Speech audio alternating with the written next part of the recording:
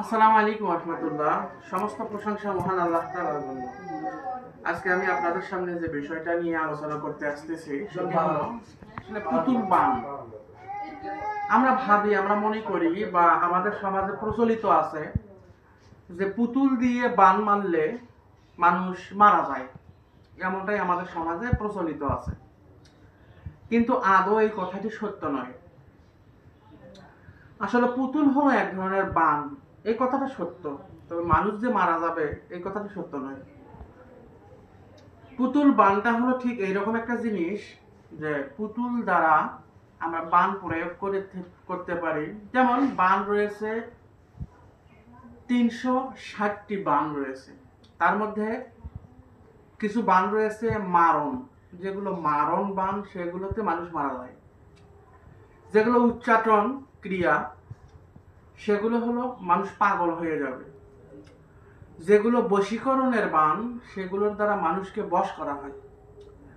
আর যেগুলো বিচ্ছেদের বান, সেগুলোর দ্বারা মানুষের মধ্যে বিচ্ছেদ সৃষ্টি করা হয়।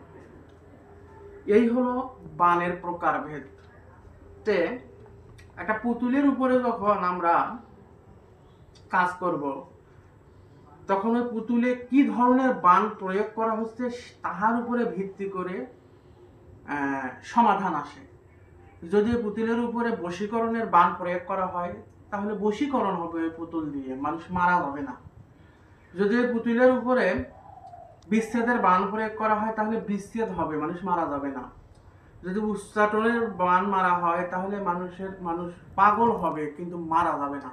কিন্তু মারণ ক্রিয়ার বান যদি প্রয়োগ করা হয়, তাহলে মানুষ মারা যাবে।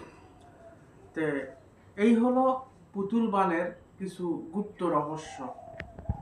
এইরকম তথ্য যদি আপনারা পেতে চান, তাহলে আমাদের পেজটি ফলো দিয়ে রাখবেন, লাইক কমেন্ট করে পাশে থাকবেন। যদি কোনো প্রশ্ন থাকে কমেন্টে জানাবেন, আমরা পরবর্তী ভিডিওতে সেই প্রশ্নের জবাব দেওয়ার চেষ্টা করব।